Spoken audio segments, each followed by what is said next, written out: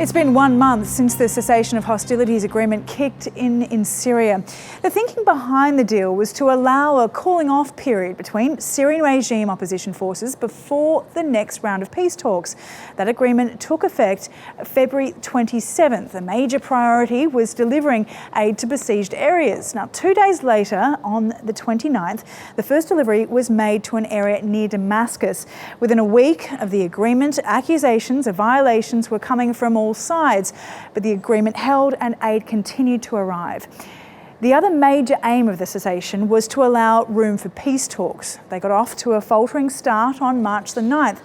Days later, just over 2 weeks into the deal, Russia announced it was partially removing its military forces from Syria. Now, last Thursday marked the end of the latest round of peace talks, which are now set to resume again in April. We speak now with Senior Military Advisor Omar Lamrani about the latest on the capture of Palmyra. Now, why is Palmyra so important and how significant is this for the Syrian forces? Well, Palmyra is important because of its strategic crossroads location in the center of Syria.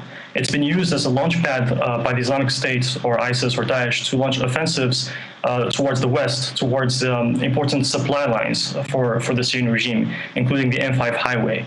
The regime's forces being able to capture Palmyra now reverses the effect, and they now have this crossroads to launch attacks further east towards important locations like Deir ez-Zor, Deir ez-Zor being an area where they have troops surrounded there by DAESH, by ISIS, and they have now hopes that they will be able to relieve them.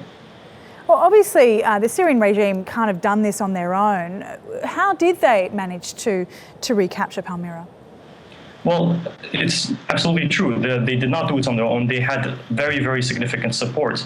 They had air superiority. They had ample artillery. They had a lot of tanks, a lot of howitzers. They had support from Iran, from Russia. There were a lot of militias from Iraq, from Hezbollah, from Afghanistan and Pakistan. So they did concentrate a lot of forces, including some of their best elite forces, to take this objective. And given the fact that there is some sort of ceasefire, even if there are violations, they were able to concentrate their efforts on this particular location and taking advantage of the lulling fighting in other areas.